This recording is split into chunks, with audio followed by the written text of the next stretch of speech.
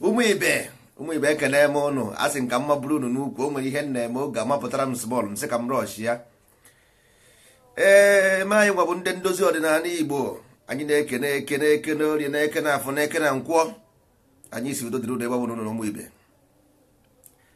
E nwere egwu mgbe anyị pere mpe, egwu ndị Ghana onye Ghana tiri egwu ahụ si ọ bloody foolish what we don't know, life is all what we see, so be word and so be careful, can sort situation, so be word.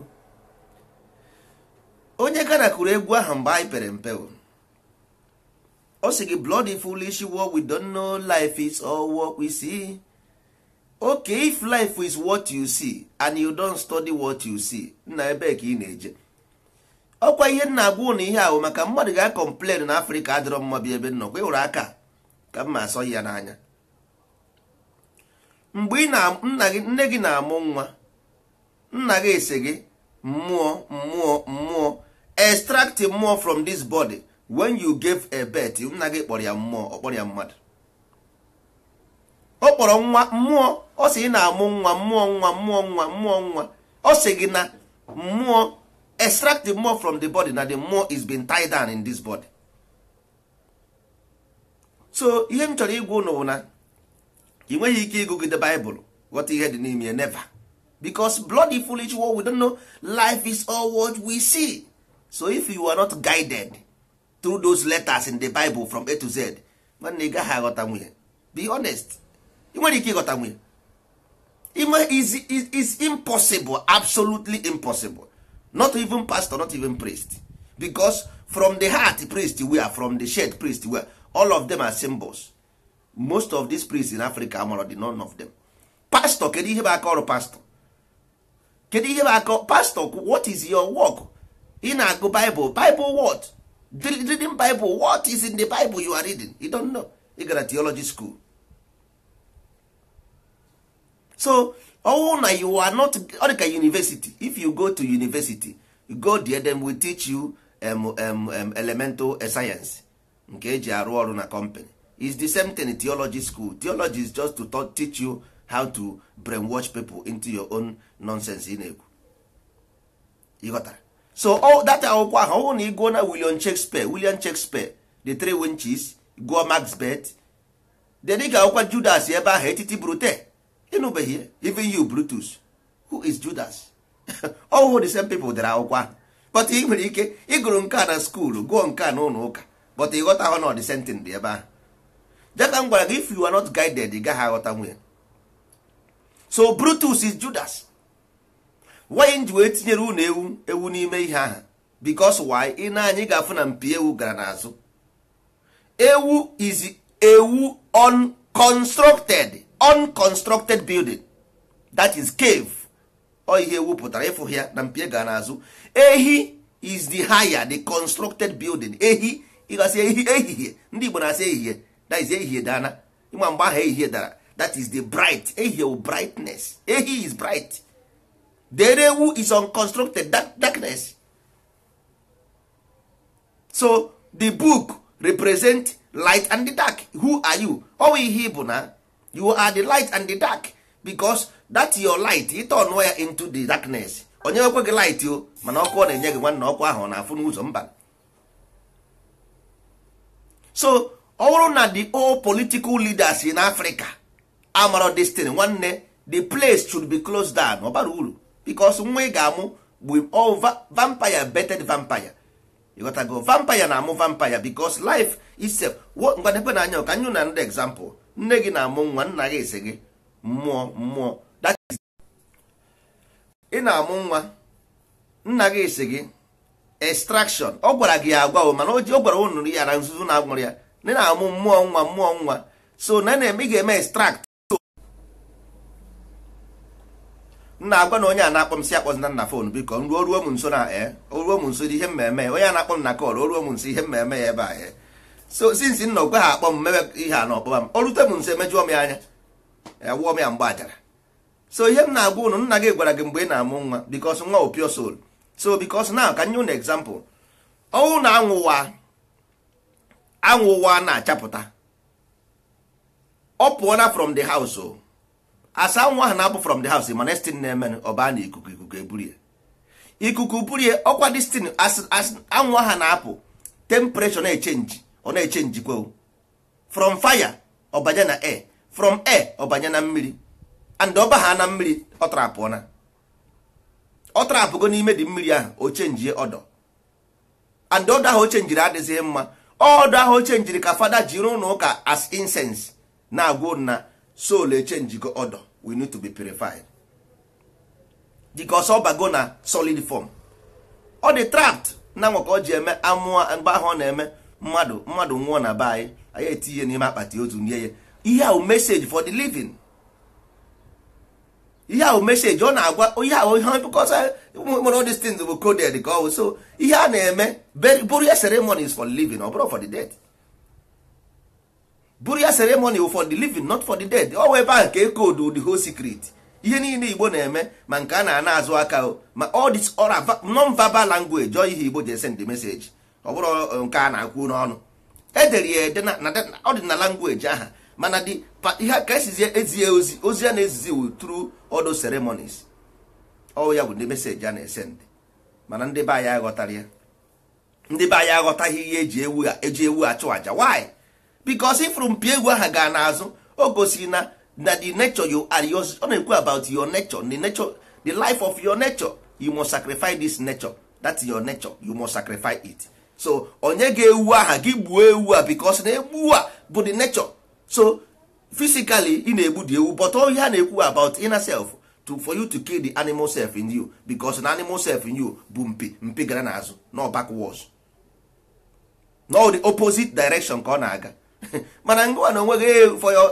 ịghọtago so ịghọtaghara ihe a na-akọ blame hom gị ịghọtago so all privilege to ndị ndozi ọdịnala na ha ghọtara na ewu a na-ekwu okwu bụ nke maka a na-ekwu ọ bụrụ ọwụ your nature ka a na-ekwu maka ya anyị nwa na-ekwu na ụsụ abụrụ anụ na ọbụrụ anụ na ndị mmadụ che na ụsụ vampire no ụsụ will rescue you ụsụ come to rescue o ji n'abalị bịa na to rescue you because vampire flies at night so ụsụ don't have any option than to come at night so ụsụ ga-abịa n'abalị bịa buru gị ụsụ buru gị o je drop gị n'ebe chi na-efo bujere gị efi ụsụ ga-ebujere gị efi iwe nwee ike ihe ụzọ because you need light you know na darkness you need light that's why Africa adọrọ mma ịma ha na-ekwu otu ọ dịka nwanne okwu ha na imere igbutere PVC vote dosa onye na akaụntụrụ vote no vampire always remain vampire ọ naghị afụ ụzọ okpuru isi o nwere ebe ọ na-eje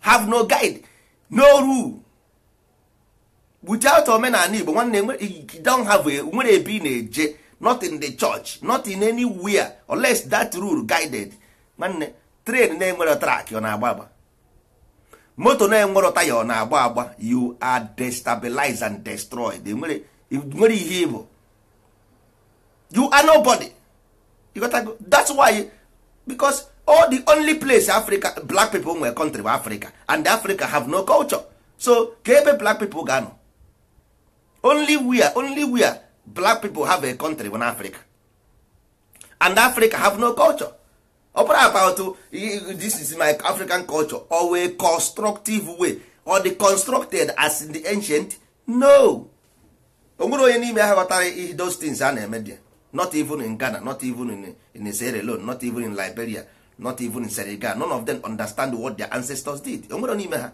because ọ bụrụ na ha ghọtara ya ha agaghị na-agbara ndị bekee boy ha did be na ha ghọtara ya nna nwanne ọnụ a na-arụ bụ simenti metal and glass nna nwanne glass bụ aja simenti bụ aja metal bụ aja stone and metal oya machis ị na-akpa akpa ispark ya onwe ọkụ stone and metal oya machis ma ọ dịghị machis chai na-abịa igbuo mma na anị mma bụ metal igbuo n'okwute spark ya ọkụ all that metal ahụ mixed with something flammable oya na-emekpa ya wee maintain ụdị ọkụ like light ịgba lighter because of the gas nọ n'ime iji also spark ya the stone with the metal because of nweziri gas inside that bottle ya hold the fire. anyị enwere ike ịrụ nwa ordinary house with sand metal and glass. This thing are sand from A to Z is sand. Metal will sand. All of them will sand. I am really ike. We don't have it. Train 98% iron. Electronics 98% silicon. Enugu nwe Silicon Valley. Ịma nna agụ ni oto na adụ nke egwuregwu. Nwanne, ọ bụrụ okwu aka ebile jeje ụmụ ahịa. Ọ bụrụ okwu aka ebile jeje ụmụ ahịa biko. So unu kwụsị ihe a unu na-eme. Nothing freedom but ihe na agụ this is freedom because all from here you start. You nwere this thing so kedu ebe ị ga-ebido? Ọ bụrụ about the country because you are lower. Ichekwa na the country with the problem. Ọ bụrụ country. Onye ọbụla with the same problem jie. Ma Nigeria, ma Ghana, ma all the whole Africa with the same problem. So you are just illusion of reality because ewu si na ihe nkịta fụ na-agba ụja ya afụghị na-enye esi iyi. Ihe nkịta fụ na-agba ụja ya afụghị na-enye esi iyi. Ihe ndị mmadụ fụrụ na-agba ụja afụghị ma na-enye esi iyi. Ọ bụrụ the problem but that thing. The problem but that there is no construction. There is no cultivated mind here. There is none. No cultivated mind. There is none. And there is only way because once the soul leave the house, ikuku eburu. So once ị pụtara n'ụwa amụrụ gị ikuku eburu ne gị, unless me nwekwere some wire, that is ọtasị achara abịakọ abịa jiri hold the air so that direct the air because spirit will the air. Unless me nwere ọtasị eji wee hide direct kwa which is omenala. Ịghọtago? O nwerezi ụzọ ọzọ nwanne ụmụnne m o nwerekwa ebe ọzọ. Onye sikwa na asịle ka itinye ego 50-100 years you will come here and see the same worst until oba Somalia from Somalia o nwere ike one dog kwụsị exist because as long as there is no guideline otere nchere nwa bekee amaghị ihe nwa bekee ma ihe ha ji wepụ the omenala they know why they remove it because ha ma na onye nwa bụ life ha ma na omewo life ome because spirit no direction nwanne nwere ebe ị na-eje. That's why they encoded this in Christianity as one man will tell somewhere not control. No. The original concept of Christianity is individual control of the spirit, which is what Omenani did. But then change its opposite, like one man somewhere in the cross. No, the nail of the cross is nailing you. They have nailed you into the five senses. Oh, ngo aga kpọgburu n'obe ahụ bụrụ the man. Ị naghị aghọta ihe na-akọ. Agwa m nnọọ ị nweghị ike ịghọta ihe dị n'ime akwụkwọ ahụ. Onye a kpọgburu n'obe gị bụ oge nwa. That is why you are kedu uru ịbara. Ịdịghị mma polisi, ịdịghị mma kọtụma. Ụmụaka anyị na-erugharị na street everywhere. Go to our land. Go to Lagos, go to Ugwu Hausa, go everywhere, everybody na-erugharị ịgụsị akwụkwọ pụta nothing. Ọkwa the same engineer book a ka a na-eyuzu dị na China nwa. Ọkwa the same akwụkwọ engineer ka a na-eyuzu na China biko. Ọkwa the same science and technology ka a na-ebe dị n'obu na Arab land mana na Europe gasị. Ọkwa the same engineer nwazi, ọkwa the same science nwadị. Kedu kwere nke a eji wee dị iche? Kedu ihe mere nke a eji wee dị iche? Why? Ị ga-ajụ n'onwe gị ajụjụ na kweke ihe mere nke a eji wee dị iche? Ọ dịgo Africa niile nothing a na-agbara nwa bekee boy. Moto nkịta ya arụghụ, machine nkịta ya arụghụ, ụzọ nkịta ya arụghụ. Look at our place, no road, nothing, onwe ihe anyị nwere. Because the mind shows the expression of the emotion of that, and your environment is the expression of your emotion. You are expressing what you are. You animal. Ihe anyị bụ ewu. Nna mgbe ha pere mpe mmapụta bịa ewu asị ebe a pụọ. Ihe awụcha okwu nna anyị tere anyị n'ọnụ anyị na-ekwu ya everyday mana ya mara ihe ọ pụtara. Ewu mpi mmadụ imechiga ihe azụ doing the opposite. You are God. Only person ability in this life to control everything created is man. Onye nwere ability but unguided man is a beast. Unguided man is a beast because all the so wicked because o nwere ability to reason. So but o transfer more ability to the opposite or a vampire. Onye nwa ka ị ga-afụ mmadụ zuru gari eburu block tiwuo ya o zuru gari. Ọ chọrọ izu kọmputa ozubekwe ha ezu. Ọ chọrọ izu machine ozubekwe ha ezu. Ọ ka chọrọ izu ezu machine ejide ya. Atụwa ya okwute tiwie tugbuo ya. Tụbịa tugbuo ya onye a nwụọ maka ọ chọrọ izu machine. Enwere ike ọ bụrụ ihe ọjọọ metere but nsogbu adịghị mana ngwa tụgburu ya atụgbu ikorogo because na anya ka ngwa ụnụ something na amara. O nwere ihe ndị Igbo na-ekwusi na igbuo mmadụ njọ ya adịghị n'isi. Ọ bụrụ egwuregwu ịma why? Because onye aha ị na-achị igbo nwere ike njọ ka m just ka nye gị example. O nwere ike nga ya onye a jere nga ya dị 5 years and ọsọ abụsị ya nga ya 5 years ahụ ọpụta igbu ebe ọ na-asa afụ nga ahụ igbuo ya so nwanne and o nwere ike ọsọ abụcha nga ya ahụ o nwere ike ochegharịzie bụrụ ezigbo mmadụ ma ife mara ihe na-eme ọ ma ascend into a higher human being bido help ndị ọzọ because life our charity all about soul ka a na-ekwu okwu ya is about thunder and lightning. That's why every government ọbụla n'ụwa ma ihe a na-eme the anchor on charity and that is why ancient Igbo ebe asị wee mụta on ancient Igbo charity ndị ogbe na-enyere aka onye ọgaranya nye. That is life, that is thunder and lightning.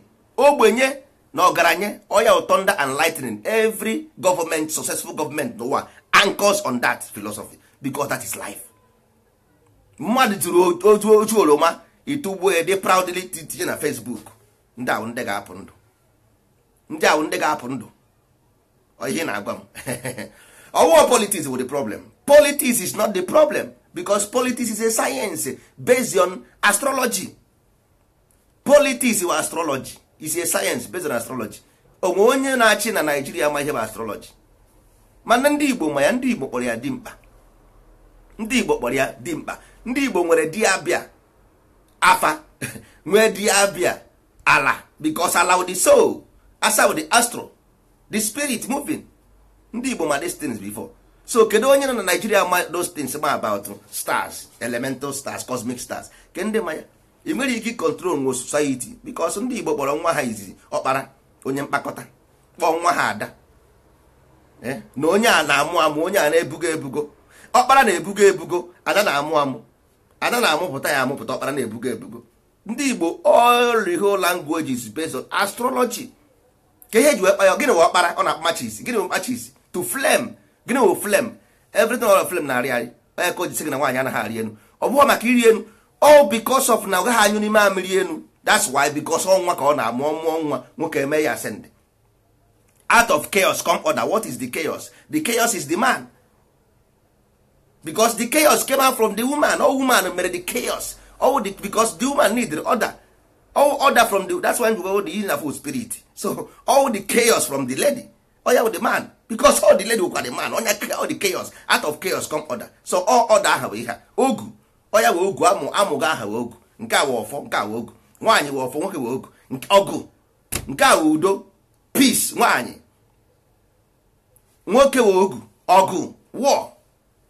Ị ga-ejide ha na-abụ n'aka balance. I balance ya the equation ịpụ ndụ na ndị ba ya aghọtaghị ya na-akọ na ha soro ama ha na TV go TV bụ the highest way of penetrating people's mind. Nchi ka ibe gị ka ịghọ ndị mmụọ na TV ka m need ngwa ụlọ ịba in 1 year were onye ọzọ. Yes na ọya ka ndị ba anyị na-esozi TV na-eso TV akpagharị TV ihe niile na watch na TV for them is real. Ka eke gị si na madatin bụ real. How can you confirm that in ihe ndị TV na-akọ eziokwu? How can you confirm a news na eziokwu? You believe what the whole news na Trump na-eje North Korea bunking Kim Jong-un ọ na-arụ nuclear. All of a sudden Kim Jong-un accept nuclear no more, or resign go nuclear. N'anya Iran nuclear, everybody na-ebu nuclear Iran. All of a sudden Iran anaghịzi arụ nuclear. Nekwe na anya unu adịghị na-ege those nonsense. Ebe ị ga-efocus na abụ ebe ọ bụ na every houses in this world was built with metal, sand and cement, and this thing all of them dị n'ala Igbo. All the whole things arụ metro ihe niile ma plan na ọdịnala Igbo. Why na ya enweghị ihe? So ihe kwesịrị focus bụ all those things. Ọ bụghị ma North Korea ọ rụrụ nuclear, Iran ọ rụrụ nuclear, Trump ọ dị ndụ, nwa bekee ọ nwụrụ anwụ. All those things were relevant. Is a distraction to your mind. Even freedom fighting is a distraction. You mara not game call. You mara freedom fighting be a game. You don't know.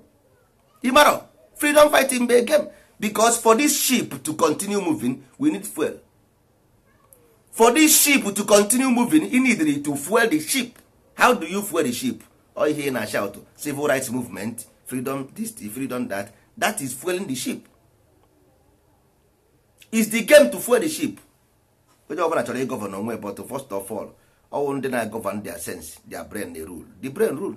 If you have the brain, onye na-achị nna m agaghị achị gị. That is to start with. Nwa bekee ahịa ha ewere nwu mmanụ gị, onye ha ewere nwu petrol gị. mana most of you believe na nwa bekee ka gị mma nwee ihe niile. So ịhụ na ọ fọrọ na enwe ihe ka fọrọ pụrụ isi. Ndị Igbo na-eje ụka 90% of Igbo 98 Igbo na-eje ụka. Nwanne na anya this Bible ha aghọtaghị ya ma ha na serve ya. How can you serve a physical God? Isi adịrị onye ahụ mma. How can you serve a man say na man o God ị na-serve ya? O doro gị anya so that you will believe that white man is God. Simple as ABCD. You will believe it if you can believe that na enwere one man bịa na Israel. Ị maghị ebe bụ Israel, nwere passport. Ị nwere passport. Ị nwere the passport. Even if you believe that na Igbos came from Israel, ị mara ihe bụ Israel. Ihe o gosiri bụ na we need a lot of work. Our land is being decimated.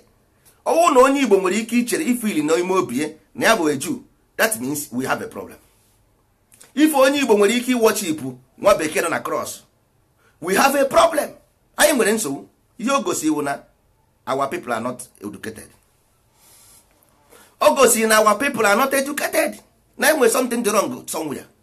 How can human being believe na enwere some man somewhere bụ Chukwu oyikweghị ya na akpọgburu ya n'obe? Nna, how can you kill somebody in a cross or God?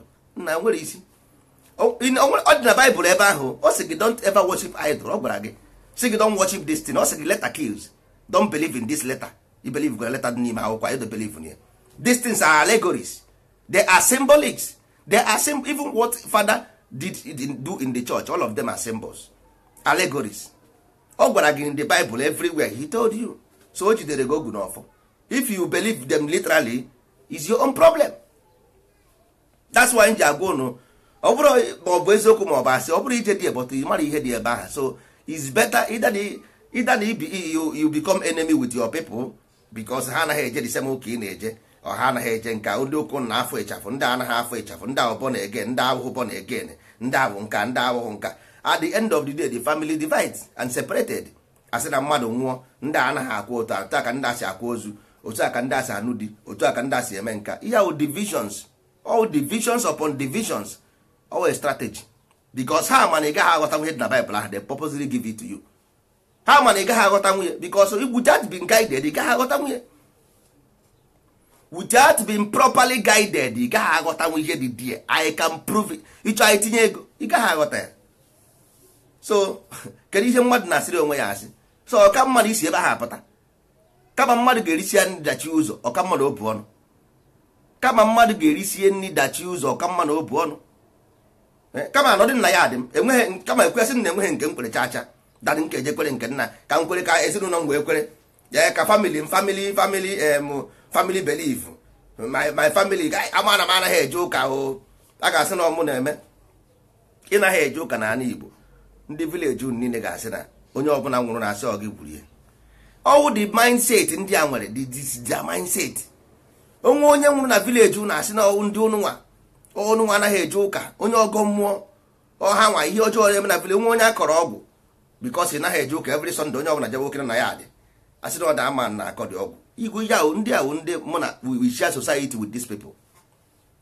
These people nna ya wụ danger ka ọ wụ to us, is danger to our society, is very dangerous. Inwe ego ọ na-ewuru gị anya ukwu, inweghị ego ọ na-ewuru gị anya ukwu because all this thing created because you have solidified your mind into materialism. What is they preach in the church is material, money, sow seed. Ife ụmụ nwaanyị ha eyihe icheselense, ife ụmụ nwoke buru nnukwu moto kpọọ suit, some na ha yacha moto wee jee ụka on Sunday. Some people na-eje ha yara moto wee jee ụka on Sunday, ịhụsi ya brocade ha yi ichekọ ma nwere ọkpọsara ahịa. Ịma na ọ na-agba ọsọ ahịa na Idumota, ọ na-agba ọsọ ahịa na Idumota.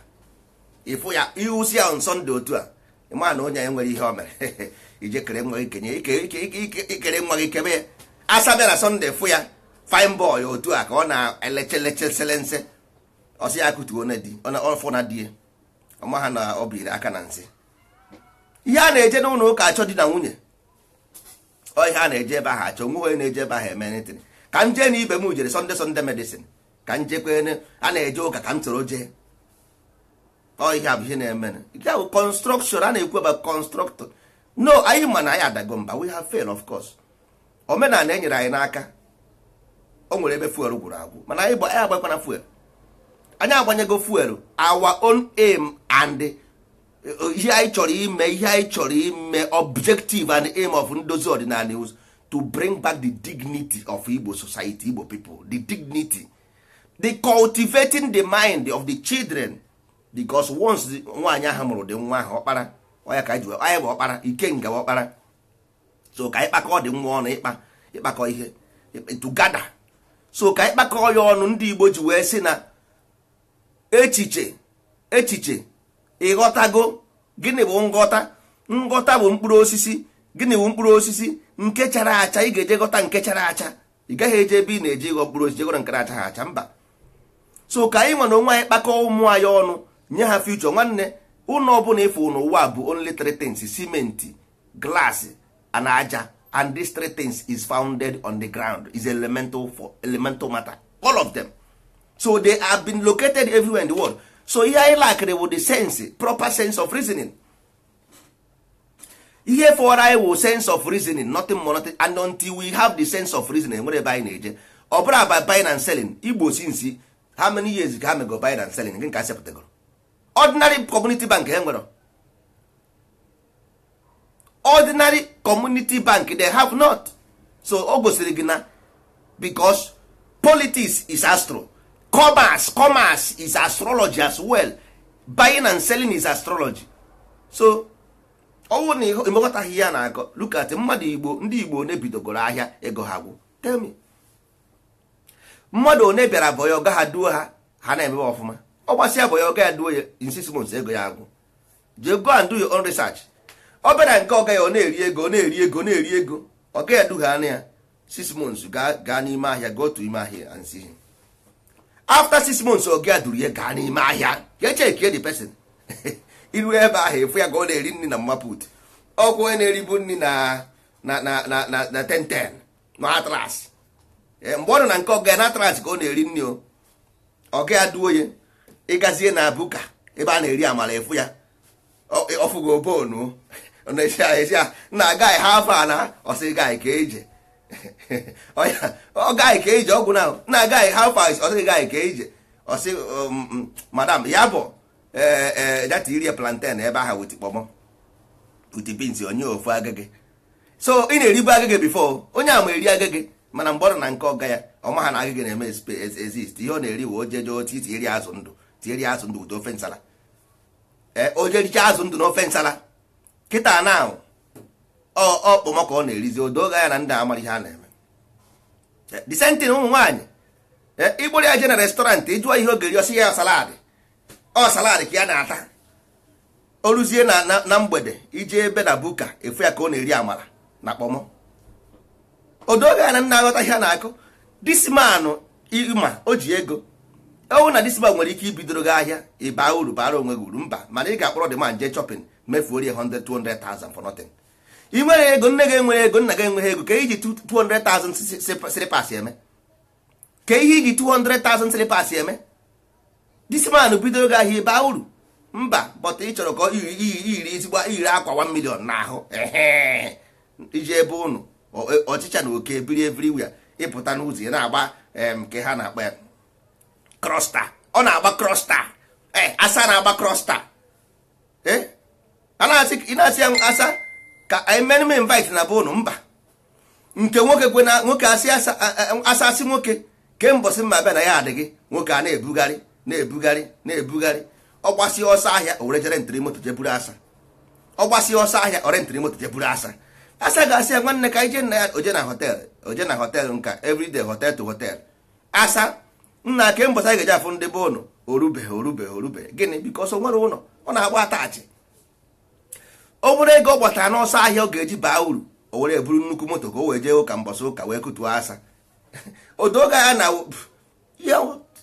no destination, no mind cultivated, nothing.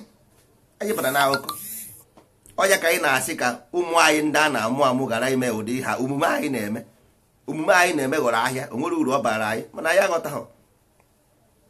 The young youth self bụ ntị kpọchiri ha akpọchi, and the ones ruru 40 years nwanne ịbara na akụkọ 40 years ịbakwara n'ezigbo akụkọ, because ndị Igbo ọnwa ise ọya bụ ọnwa agwụ agwụ bụ mgbanwe. Nekwe ya ebe ahụ ofu ịbụọ ịtọ ịnọ, nekwe ọnwa agwụ ọkwa ya bụ ihe obere ihe mkpịsị aka. Once i ruru 40 nwanne ịnọkwa na igwe ya akwụ ụgwọ, ịnọ na kwapụ kwapụ. Ime mistake ba 50, the thought process stop existing. Ịbago na absolute akụkọ. Unless ma before the 50 ụbụrụ gị na-arụtụ ọrụ nwa jai, i werezie wee bafee na 50 ahụ. Ọkwa na ọ bụghị ya nwanne. Ọ kaara gị mma na iji n'oge na ijide ndozi ọdịnala na nwanne iji ihe gado ha n'ukwu. They will never disappoint. Ebe ọ bụla ha na-eje soro ha na-eje. Ebe ọ bụla ha na-eji mana ha enweghị ike ịda mmiri. Nwanne a sị na ihe nkịta ji onye afọ ukwu ọnyụ ha anyụ ọgbọ agbọ. By their fruit we shall know them. Gado ha n'ukwu. A na-asịgodi gị pụọ isi mba. Asị ga ya chọghọzi gị isi mba, I must follow you. A ma eso gị because mma na enweghị mgbe ị ga-ala ike na n'iyi. Because ha ma ndị na-ana n'iyi ama ha mara ndị achọghị na n'iyi. Onye ọ bụla ịfụrụ ga-abụ uru nwanne soro ya. Ọ sị gị pụọ isi enweghị mba, anaghị m apụ. O nwere ụdị asị ga-eme ikutu ị na-asị asa ahụ ịchọghọzi ọsị gị chaa ịmadị ihe na-akọ. Isi anwa asa achọghọzi m ọsị gị chaa ịmaghị ihe na-akọ. Mụnwa ebe a ka m nọ ị na-egbu ọtụtụrụ ịchafụ ya kee n'ukwu sị gị na-egbu ya gị gbuo ya taa ebe a nweghị ebe ya na-eje. Enweta bụ ụdị asa ahụ ị ga-enweta ewo ndị ị ga-enweta ewo ndị ọgwụọ gị ịba ị kada asị ya obegeri mba ọsị gị mụnwa enweghị ebe m na-eje ịma ha bifo ịma ha na mba onye ara bifo ịchọba m meta onye dị mgbe enyi maka ọlụlụ kịta mba ya ka ikpe mba nọ ọ dịgola eti. So ya ka a na-agbara mbọ a na-agba kịta maka ewu. Anyị bụ ewu. So ihe ọka mma na-awụ this ewu now, how do we transform this ewu to efi to ehi? Ka anyị ga-eme ka ewu a bụrụ ehi ka ọ bụrụ ife. Because everybody before 40 years you nwere chances of transforming before the thought process will stop existing of ya garụ. Once you ruru 50 years ọ ga-afeka ezigbote ahụ. So ọ ka mma kịta ịdị below ụmụazị. The worst thing bụ na only ihe na-atụ m n'obi, ihe na-ewe m iwe n'obi bụ na manpower ka anyị need and they will have the manpower. What is the problem? All distraction ka ha dị. They are distracted. But ha ndị mmadụ amarọ na distraction bụ nnukwute problem. That is why nwa bekee always capitalize on destabilization. Because all distraction with this, all with the nyanwa with the worst thing. Once you are distracted, nwanne nwere direction. Onye akwurusi ebe, onye ekwurusi ebe, onye ekwurusi ebe, onye ekwurusi ebe, nothing. No, absolutely nothing. Because distraction. Mana ọwụ na the mind is cultivated, everybody will say, even enwere ka ị ga-esi agwa mmadụ okwu ọghọta ihe na-akọ, mana onye dị distracted enwere ihe na-agwa ọ na-aghọta. Maka na njini moto nwe ha na problem, the moto enwe problem. Kwụmma njini moto niile na-echenji mmanụ, ọ bụrụ na ichenjiri ya mmanụ ahụ rughị anụ unu ọba na akụkọ. Mmadụ dị ka moto, mmadụ dị otu a moto dị exactly pure moto ihe mmadụ. So ọ bụrụ na njini moto gị adọrọ mma nwanne nwere ebe ị na-eje. So biko na ụmụ ibe, maka ndị be anyị na-agasị na ha chọrọ ego aga na Europe a na-ebukọsị basura na-atụkọsị nonsense atụtụsị eburu na Africa. Nwanne mgbe ihe dị ihe a na-eprove inside you who you are. Ọ na-eprove inside you who you are. Ije goro moto second hand, ịzụsi ahịa, ịzụ ahịa, zụta ego, ọgwụ whatever you zụọrọ, ịzụrụ ahịa, take a risk, take the highest risk on earth, nweta ego were ejegoro nnukwu moto. Na dị mmụọ ịgba na tebụl, agbaghị na tebụl, ewere koboko apịagide gị dị koboko pịapụ gị ajọ mmụọ. Kedu ka mmadụ ga-esi eje Thailand buru ahịa die n'afọ ruo Thailand resịa enye dị ego were ejegoro nnukwu moto, jee n'ebe a na-agba akwụkwọ na-afa ego, ọbariri ọkwa na-enu ego, osere enu ego, esere enu ego. Na nwanne emere ụnụ ihe eme, iwere kwana ego aje baa uru nkọ, iwere ego a mepee kọmpanị baa uru nkọ. Kedu ihe mere ị ga-eji wee sesisi di money na iro? Maka gịnị? Maka gịnị? Ese na tina Facebook ọ na-afa ego, o bu nnukwu moto. Gịnị ka ọ na-eme? Ọ na-azụ ahịa na South, ọ na-azụ ahịa ọgwụ na South. Na nwanne ọ gị nwee port, ọ bụ nna gị nwee port, biko ekwere m anya. Kedu mbọsị anyị ga-emebe dị ihe akwụsị? aka na-ekwu na aka na-egbu anyị egbu ebe anyị si wepụta ụwa. enwere any stable institution na ala Igbo, not even Africa, not even Nigeria, a stable institution to develop the children, the future leaders of tomorrow. The future of tomorrow. Isu Igbo abụrụ agreement, isu Igbo abụrụ ọ bụrụ any achievement. Isu Igbo abụrụ achievement. Achievement is a cultivated strategy, cultivated structure. The culture onya with the strategy, onya with the achievement. Ọ bụrụ about speaking Igbo na asụ Igbo. Ọ na-asụ Igbo ma ihe ọ pụtara. Ị na-asụ Igbo ị na-ama ha. Ị ga-amagodo Igbo bifo ịsụba ya na ị ga-asụ ya ma ị mara ya. Bịa nwa bịa ebe ọgwụ na. That is why ndị mmadụ na-asụrụ ụmụ ha bekee, because they don't understand Igbo. Ha ghọtara ya. Ọ na-asụrụ nwa ya bekee because ọ feel na ọ sụrụ nwa ya bekee, nwa ya bekee dị to at least o nwere chances of having a job.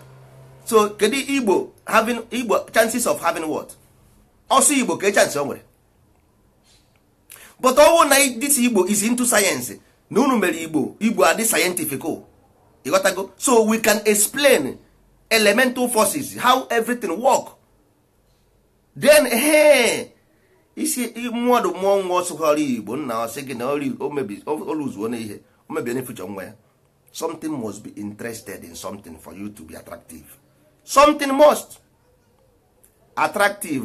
The life is to cause and effect, repel and attract. Igbo ọwụ na ime ọdịrọ mma, it will repel people. Ọ dị mma o may attract. That is it. Ọkwekwu nne m pụta n'ụtọ ịchawa mma. Ị na-apụta n'ụtọ ị na-achọ mma, itesie ije sasa ihu na glaasị na miro, ịpụta na moto gị buru ụzọ na-emiro gị na ihu gị. Ichefuo na the same thing ka a na-eme na language and culture and your land. Ọ bụ na your land adịrọ attractive, onwere onye na-abịa dị for investment. Ọ bụ na your language adịrọ attractive, onwere onye na-asụ ya. Ọ bụ na ịdịrọ attractive, nwaanyị ọ ga-eso gị. Ọ bụ na ịdịghị mma nwoke, nwaanyị ọ ga-eso gị ụmụ ibe. Mba, okweghị eso gị. Then why don't you know that everything is applicable to society as well? Why na ịmarọ?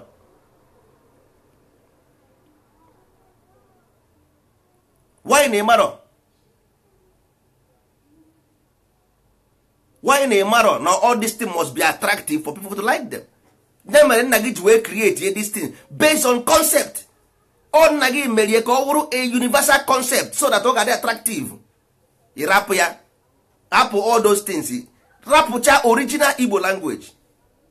Nke a ga-asịte nke a wee Igbo ndị Anambra, nke a wee Igbo ndị Igbo. Onye gwara gị? Who told you? Onye gwara? Ịmakwana mụ na-asụ Hausa na Hausa gị gara asụ. So ịma na ihe ahụ just tonal misinterpretation of tone. Ịma ha na ihe ahụ misinterpretation of tone. Ifuga ebe onye Nnewi na-asụ asụsụ, yes, ọ ihe a bụ Igbo. Ifu asụsụ ndị Nnewi, mana ọ the same verbal tone ka ọ na-use. O change the tone ndị Nnewi, but the letter remain the same. The letters remain the same. Nnewi ọ dị na Anambra, yes. So ihe ọ na-achọ ịgwa gị bụ na enwere ndị never akọtụrụ ya ọfụma, ọ dịrọ in order. So from there ọ mụọ nwa, ọ kụziere nwa ya the same nonsense, nwa ya asụba ya ọrụzie jọsụ asụsụ ndị Ọnịcha. Ezigbo onye Ọnịcha sụọ asụsụ, ọ bụrụ ụtọ ahụ ka o si asụ ya. Ọ bụrụ ụtọ ahụ ka o si asụ ya. So anyị mere misunderstand the language, Igbo language, akpọwazie nke a bụ ọ na-asụ Anambra, ọ na-asụ Imo. Nwanne ihe a bụrụ ya. Anyị mana ndị Anambra nwere asụsụ ha, nwee ndị Igbo nwe asụsụ ha, mana ide ya ede ọ bụrụ ụtọ ahụ ka esi ede ya. Igbo nwere original language eji asụ asụsụ based on cosmic interpretation. Mana anyị hapụrụ ya because anyị na-asụzi oyibo. Bekee, anyị na-asụ bekee everyday, bekee. Onye agara m village anyị ga ịzụ ahịa n'Ọlụ. Ajara m ịzụ ahịa n'Ọlụ, anyị goro tais. Mgbe ebe ahụ the man na-ere tais na-asụrụ nwa ya bekee. N'Ọlụ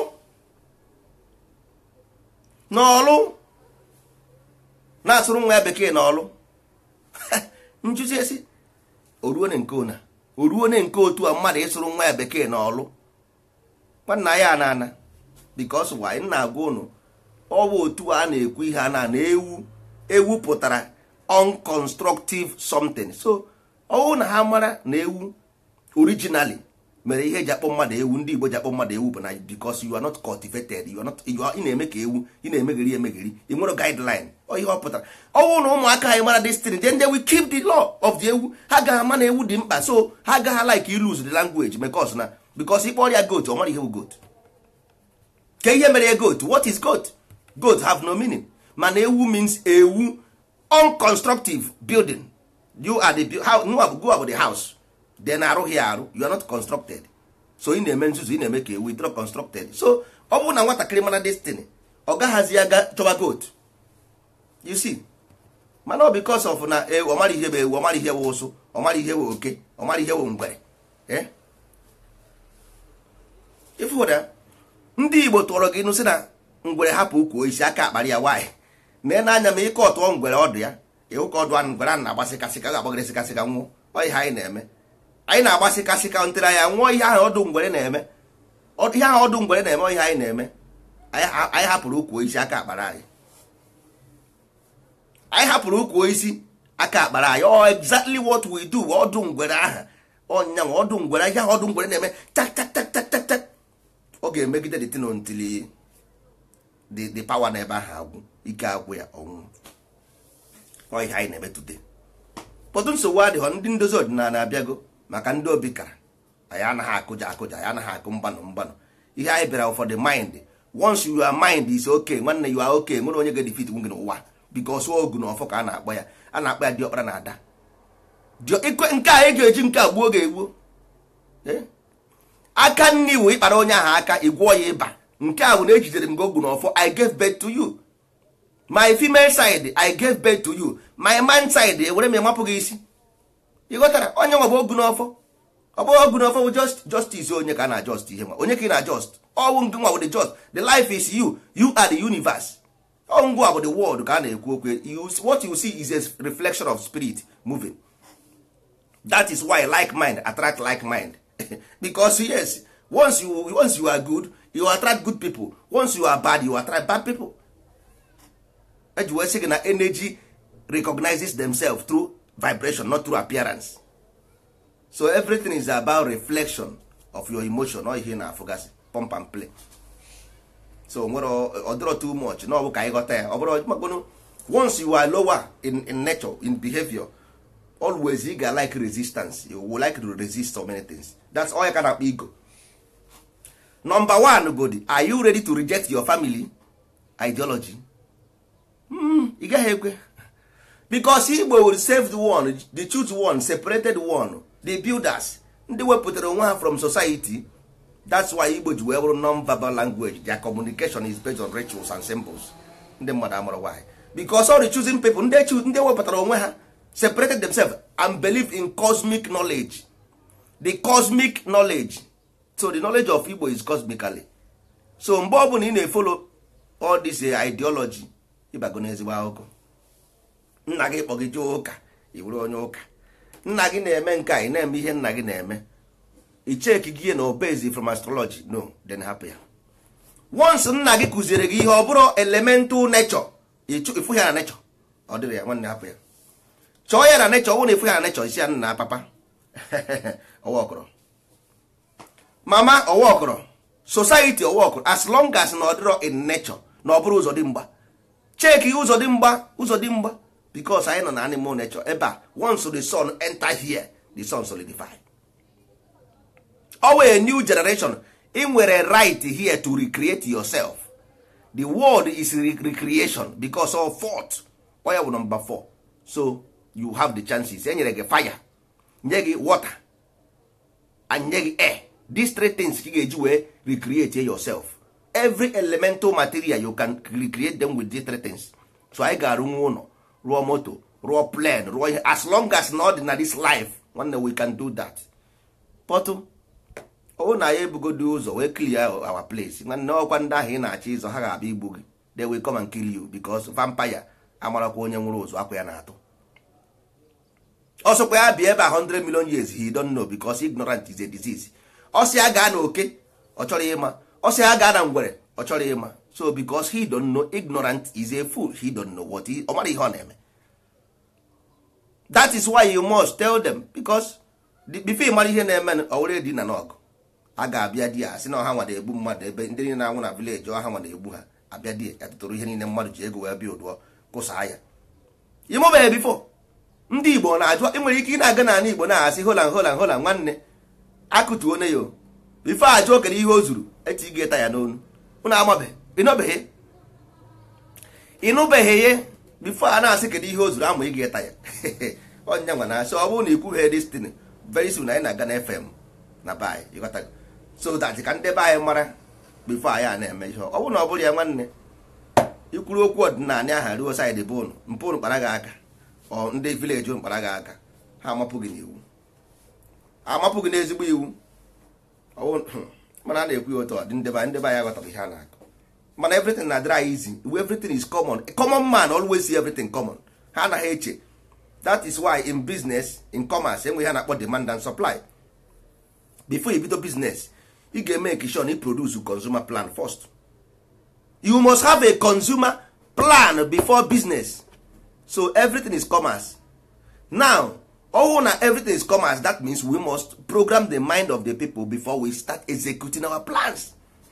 Simple as ABC. Mana ndị be anyị gasị nna kemgbe si na-ebido ihe nwa kemgbe sa na-esi because ihe o ji ekwu datin but inside his mind ọma ha na enwere ị ga-ebu ụzọ wee mee consumer plan before you start business. That's why o ji ebe bido ahịa ego ya agwụ ke ndị ya ego dị tin o je bute ahịa from China were ya gaa na Idumota nna enwere m rechargeable light enwe ndị maga azụ o bute ahịa from Europe ọ batara oje ladikpọ ọ sị na ebutere m njiri moto enwe ndị ga-azụ njiri moto ahụ gaa na ebe a mmiri magidie a na-ekwe gị ihe udene na-ekwu ozu nwere ike isi gị na ọ bụrụ na ị ga-ede ha niile 100,000 biko bute ị ga-anọ ozi na Naijiria dị ego iji bata agwụ even tiketi gị na-achọ ime expire